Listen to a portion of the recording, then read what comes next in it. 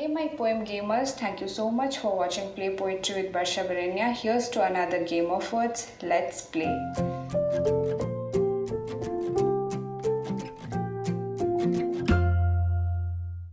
The title of this beautiful poetry goes by the name एक जवान से इश्क।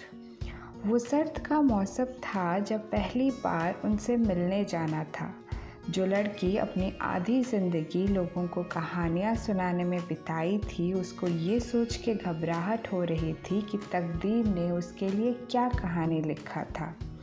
शादी का मन नहीं था मेरा, पर करना ही था तो घर वालों के प्लीज़ से कन्विंस होना पड़ा। मुझे किसी का वेट करना पसंद नहीं। जब नाक पे गुस्सा लिए अपने टेबल से उठ रही थी, तभी किसी ने अपना जैकेट खोल के मेरे सामने वाले चेयर पे टांग दिया।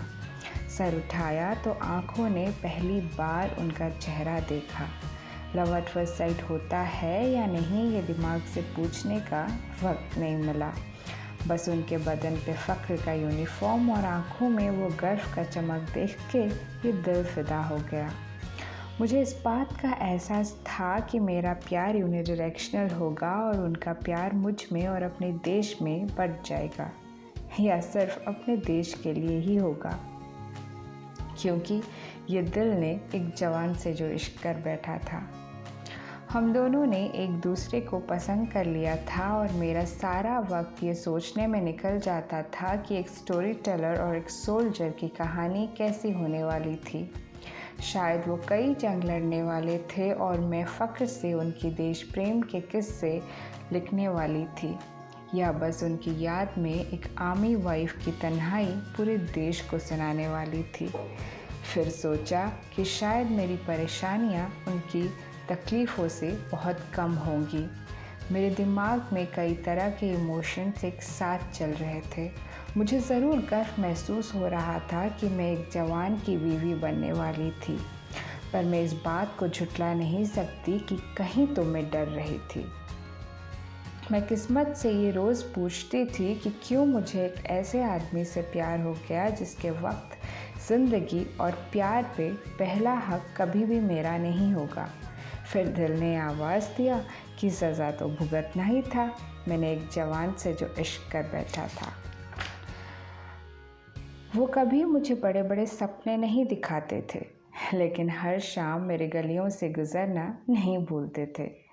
उन्हें फ़ोन पे ज़्यादा बातें करना पसंद नहीं था, पर मेरे साथ नाके पे आइसक्रीम खाना उन्हें बहुत अच्छा लगता था। धीरे धीरे वक्त के साथ हम दोनों करीब आने लगे। उसी दौरान सगाई हो गई और घर वाले शादी की तैयारियों में लग गए। हमारा मिलना अभी काफ़ी बढ़ गया था। कभी कभी तो वो छतें टाप के मुझसे चुपके से मिलने आ जाते थे। एक दिन घर के लिए निकलते वक्त वो अपना वॉलेट मेरे टेबल पे ही भूल गए थे। वैसे हैरानी की बात तो नहीं है, पर उसमें अब भी अपने ट्राई कलर का ही पिक्चर था। दुख तो नहीं हुआ, पर थोड़ा बुरा ज़रूर लगा। अब क्या ही करे ये दिल एक जवान से जो इश्क कर बैठा था। शादी के लिए बस 2 ही दिन बाकी थे। मैं खुशी से फूले नहीं समा रही थी और हम सब प्री वेडिंग फंक्शंस में लगे थे। अचानक उनके यहाँ से खबर आया कि जंग छिड़ गई है, तो उन्हें वापस ड्यूटी पे जाना पड़ेगा। वो तुरंत कारगिल के लिए निकल पड़े और शादी पोस्टपोन कर दिया गया। उनकी राह देखते देखते 1 महीना निकल गया।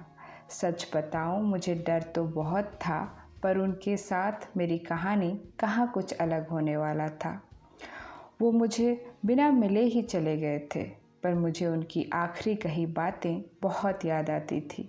उन्होंने मुझसे कहा था कि हम दोनों रेल की 2 पटरियों की तरह हैं, जो कभी मिल भी नहीं पाए, तब भी हमेशा साथ चलेंगे। तब उन्हें शायद पता नहीं था कि वो कभी लौट नहीं पाएंगे, पर जो किस्मत उन्होंने मुझे दिया, उसे शायद मैंने खुद चुना था। ये दिल एक जवान से जो इश्क कर बैठा था। Hey my poem gamers, hope we played this well. See you in the next game of words. Please like and subscribe to be the first one to play one game of words with me every Tuesday. Thank you so much. Goodbye.